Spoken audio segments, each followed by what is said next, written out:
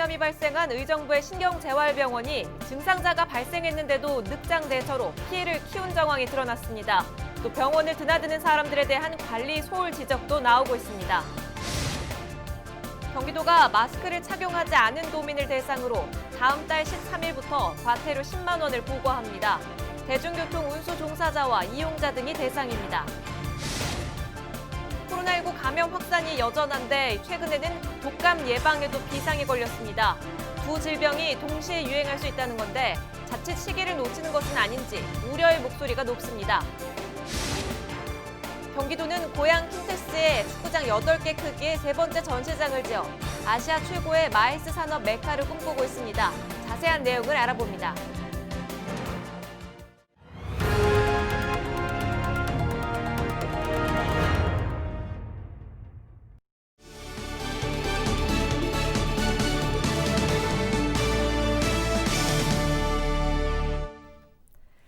여러분 안녕하십니까? 헬로티비 뉴스입니다.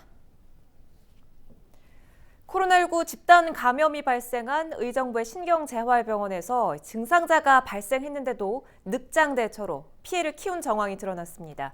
뿐만 아니라 병원을 드나드는 사람들에 대한 관리도 소홀했다는 지적이 나오고 있습니다. 이지훈 기자의 단독 보도입니다.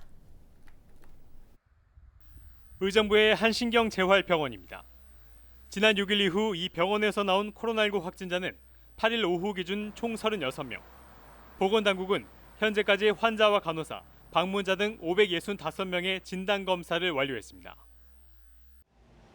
집단 감염 발생 이후 병원은 외래 진료를 중단했고 병원 출입도 전면 통제된 상태입니다.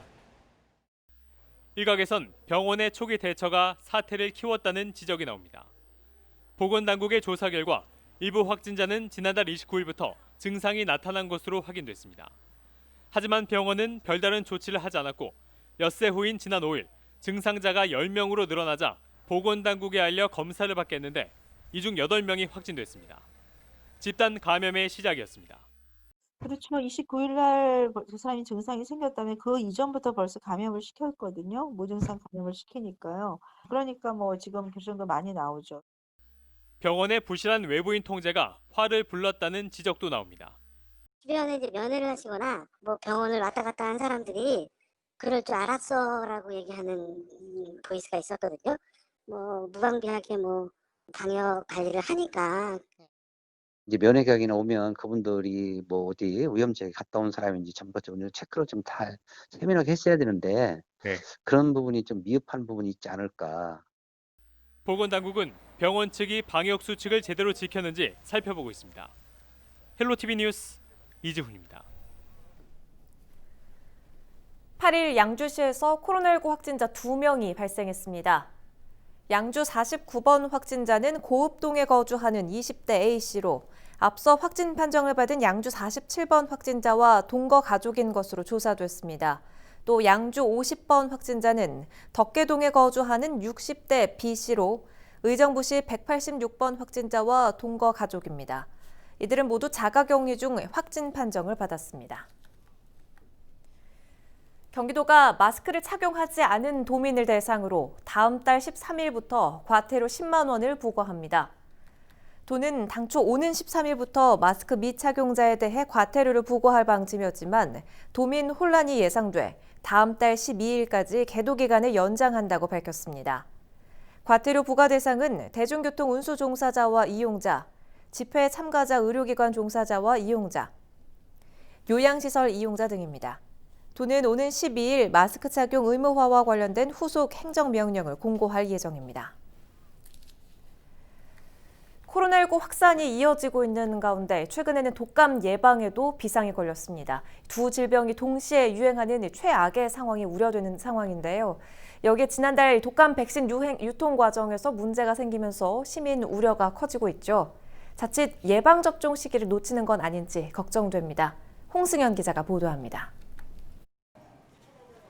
때이른 가을 추위에 거리를 지나는 사람들이 옷깃을 여밉니다. 최근 전국 아침 기온이 대부분 10도 이하로 떨어지고 일교차는 크게 벌어지면서 인플루엔자, 일명 독감 예방에 비상이 걸렸습니다. 계속되는 코로나19 위기 속에 독감이 동시 유행할 가능성이 커졌기 때문입니다. 독감은 비말로 전파된다는 점에서 코로나19와 성질이 비슷하고 증상 구분도 사실상 쉽지 않습니다. 게다가 영유아, 노인 같은 고위험군이 독감에 걸릴 경우 코로나19 감염 위험에 더 쉽게 노출될 수 있습니다. 독감이 걸리게 되면 그러니까 독감 자체로도 몸의 면역이 굉장히 떨어지잖아요. 그러면 몸이 면역이 떨어진 상태에서 다른 바이러스나 그런 게 특히 코로나 같이 강한 바이러스가 들어오면 치명적이 되죠. 폐렴이나 폐혈증 같은 게 훨씬 많이 올 수가 있죠. 코로나19와 달리 독감은 백신과 치료제가 있어 예방이 가능합니다. 때문에 올해 독감 백신 예방 접종의 중요성이 더욱 높아지고 있습니다. 그러나 지난달 일부 독감 백신 유통 과정에서 문제가 생기면서 무료 접종이 중단된 상황. 질병관리청은 12일부터 백신 무료 접종을 재개하겠다고 밝혔지만 아직 지자체별 구체적인 접종 일자는 정해지지 않았습니다. 자칫 시기를 놓치게 되는 것 아니냐는 우려가 나오는 이유입니다. 잘못 알고 계시는 사실 중에 하나가 예방 접종을 시행하면 맞는 즉시 면역력이 생긴다고 오해하시는 건데요. 실제로 항체 형성까지는 최소 2주 이상의 시간이 걸립니다. 그러므로 일반적으로 독감 유행 시기인 11월이 시작되기 한 달 전, 즉 10월 초 중순, 지금쯤이 예방 접종의 골든타임이라고 할 수 있을 것 같습니다. 지난해 독감주의보가 발령된 시기는 11월 15일. 항체 형성 시기를 고려하면 늦어도 다음 달 초쯤에는 백신 접종을 끝내야 합니다. 전문가들은 무엇보다 마스크 착용이 가장 중요하다며 마스크 착용과 손 씻기 등 개인 위생을 철저히 할 것을 당부했습니다. 헬로티비 뉴스 홍승현입니다. 양주시가 가을철 야외 활동 시 발생할 수 있는 진드기 매개 감염병에 대한 주의를 당부했습니다. 진드기 매개 감염병으로는 중증 열성 혈소판 감소 증후군이 대표적이며 감염 시 고열이나 구토, 설사 등 소화기 증상이 발생합니다. 감염 예방을 위해서는 야외 작업 시 긴 옷을 착용하고 풀밭에 옷을 벗어두거나 눕지 않아야 합니다. 또 야외 활동 후 옷을 털고 세탁하며 귀가 후 즉시 목욕하고 옷을 갈아입어야 합니다. 시 보건소 관계자는 진드기 매개 감염병은 백신이나 치료제가 없어 예방 수칙을 준수하는 것이 가장 중요하다며 야외 활동 후 2주 이내 고열, 소화기 증상 등이 발생할 경우 즉시 병원에 방문해 치료를 받아야 한다고 말했습니다.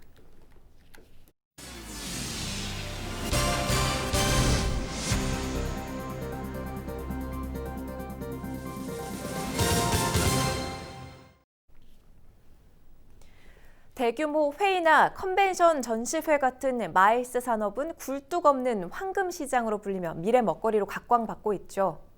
경기도는 고양 킨텍스에 축구장 8개 크기의 세 번째 전시장을 지어 아시아 최고의 마이스 산업 메카를 꿈꾸고 있습니다. 김호 기자입니다. 국내 제1의 전시 컨벤션 센터인 고양 킨텍스. 그동안 2개의 전시장으로 운영됐지만 세 번째 전시장이 추가로 건립됩니다.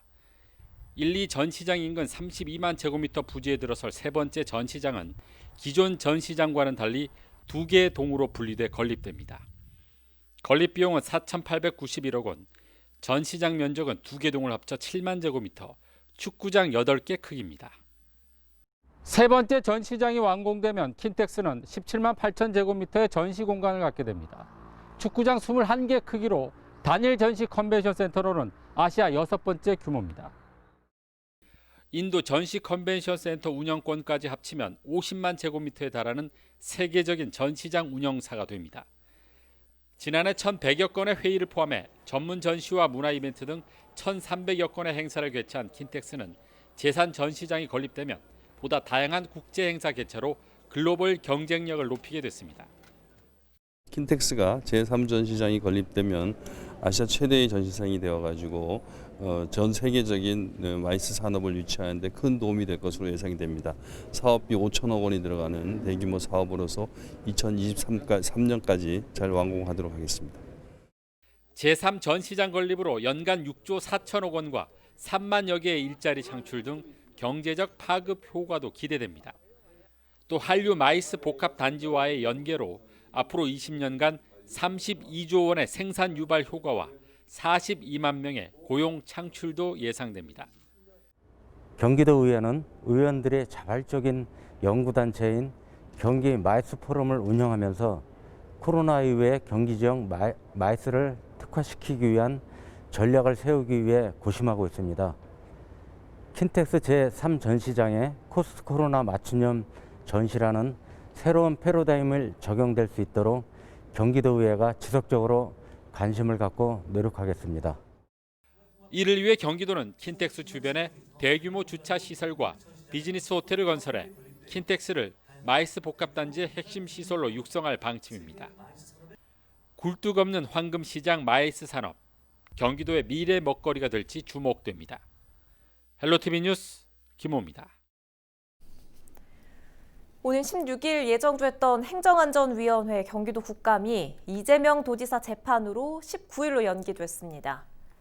경기도는 오는 16일 이재명 도지사가 파기환송심 선고에 따른 법원 출석으로 행안위에 국감 일정 조정을 요청했다고 밝혔습니다. 이에 따라 국회는 행안위의 경기도 국감을 오는 19일로 연장하기로 했습니다. 국토교통위원회 경기도 국감은 당초대로 20일 개최됩니다. 8일 의정부 금호로에 위치한 경기 북부 소방재난본부 의정부 소방서 합동 청사에서 청사 개청식이 열렸습니다. 이날 개청식에는 이재명 경기도지사와 국회의원, 소방공무원 등 47명이 참석했습니다. 청사는 지난 9월 개청한 뒤 업무를 시작했고 건물 1층에서 3층은 의정부 소방서가, 4층에서 6층은 경기도 북부 소방재난본부가 사용합니다. 서울고등법원 원외재판부 의정부 유치를 위한 시민 서명 운동이 10만 명을 넘어섰습니다. 경기 북부 변호사회는 지난 7월부터 서울고법 원외재판부 의정부 유치를 위한 서명 운동에 나서 지금까지 10만 3천여 명이 동참했다고 밝혔습니다. 의정부시는 시민들의 원외재판부 유치 열기가 높아지고 있다며 경기도와 경기 북부 변호사회와 함께 다음 달 대법원을 방문해 청원서를 전달할 예정입니다. 전국 18개 지방법원 소재지 가운데 고법이나 고법 원외재판부가 없는 곳은 경기 북부가 유일해 주민 불편이 이어지고 있습니다. 코로나19로 지역 도서관의 다양한 문화 행사가 취소된 가운데 양주시가 역사 관련 유명 강사를 도서관으로 초청해 온라인 강연회를 열었습니다. 양주시는 지난 7일 양주 호수도서관에서 역사의 쓸모의 작가 최태성 작가를 초청해 역사 속 국난 극복의 힘이란 주제로 강연회를 진행했습니다. 이번 강연회는 양주시 도서관 공식 유튜브 채널을 통해 생중계됐고 190여 명의 시청자가 실시간으로 강연을 시청했습니다. 양주시는 앞으로도 코로나19 감염 예방을 위해 그동안 도서관에서 실시했던 다양한 문화 강좌 등을 온라인으로 개최할 계획입니다. 올해의 책으로 선정된 양주의 책에 대해서 보다 폭넓은 이해와 공감을 나눌 수 있는 시간을 갖고자 작가님을 초청해서 강연을 가고 있습니다. 그런데 금년에는 코로나19로 인해서 이렇게 온라인으로 강연을 갖게 되었습니다. 오늘 강연의 주제가 역사 속 국난 극복의 힘입니다. 요즘 코로나19 시기에 매우 적절한 내용 같습니다.